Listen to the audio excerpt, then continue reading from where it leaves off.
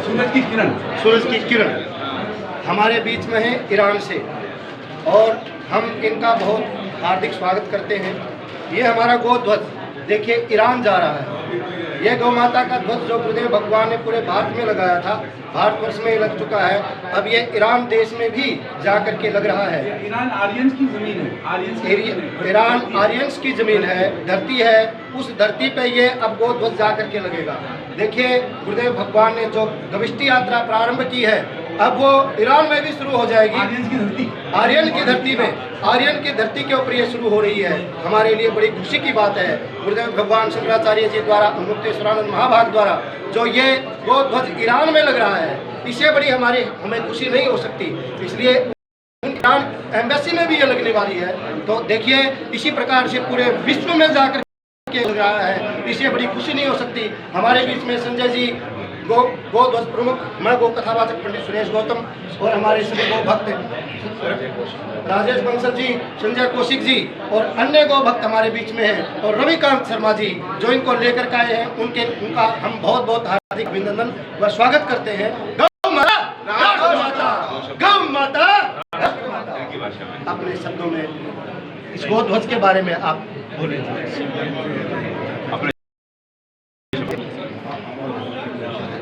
हाँ आइए।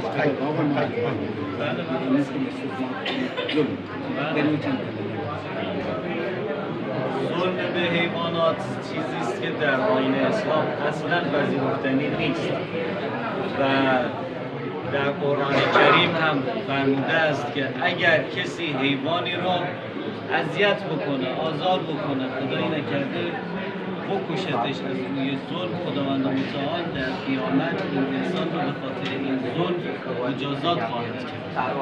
इस्लाम में हमारे पास हुक्म है कि जानवर जो हमारे अंदर होते हैं, हमारी जो होते हैं, उन पर किसी किस्म का जुल्म नहीं होना चाहिए।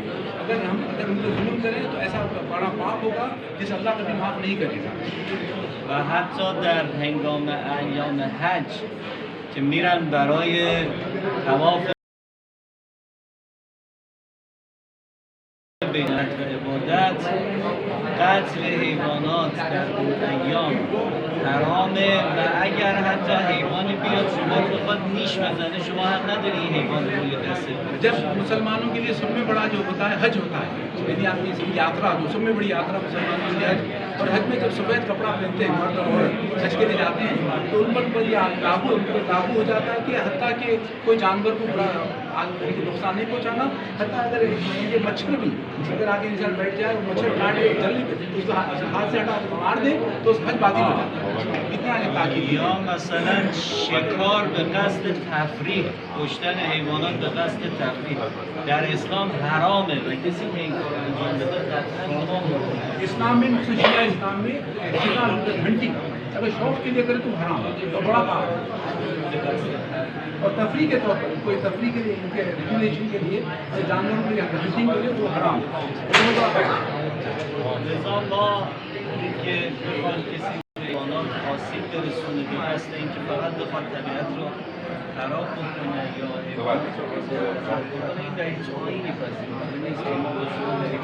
और चूँकि जानवरों से मोहब्बत करना, एहतराम करना, उसी तो हिंदू मज़हब में इसका ख़ास मकाम हासिल है। हम भी इस्लाम में गौ माता के लिए, चूँकि गौ जो है एक माता के जैसा मोहब्बत करती है अपने बंदों से, लिहाजा गौ माता की जितना आप लोग इज्जत करते होता है हम भी उतना ही हम गौ माता की इज्जत करते हैं। پیغمبر اکرم وقتی که سوار بر شتر میشد، سوار بر مرکب میشد، انقدر ایشون نسبت به حیوانات مهربان بود که حتی با به حیوان هیچ وقت نزد و این حیوان با ایشون خیلی انس پیدا کرده بود و با پیغمبر اکرم خیلی ارتباط پیدا کرده بود، ارتباط عاطفی که حیوان بود و حسب ظاهر ضربه هم بهش بزنه، ولی در تمام ایامی که از این حیوان استفاده میکرد حتی با چوب یک بار به این حیوان ضربه می‌زد. तो खुद अब होली प्रॉफिट मोहम्मद जबकि वो सवारी के लिए जमाने तो कार तो नहीं था, घोड़ा और ऊँट वो कार के जैसा होते थे। वो उनका अपना पर्सनल घोड़ा था और ये जैसा ऊँट था, उस पर जो बैठते थे, कभी उन्होंने कभी लकड़ी से कभी मारा, फिर उस पर अपने सर पर सहलाते थे, वो ऊपर और जब उनका जब दुनिया से गुजरे तो बहुत जानवरों को कम हुआ। انشاءالله خدا از همه شما قبول بکنه. این تلاش برای حفظ محیط زیست رو و انشاءالله همه در این مسیر سعی کنیم. और हम अल्लाह की बारगाह में दुआ करते हैं कि परमात्मा आप लोगों की जो कोशिश है कि जानवरों की हिफाजत करना, एनिमल राइट्स की हिफाजत करना और खुशी तौर पर गौ माता से आप लोगों की जो मोहब्बत है, हमें भी उतनी मोहब्बत उसके लिए करते इस जो मुक़द्दस होली मोमेंट में अल्लाह ताला आपको कामयाब करना।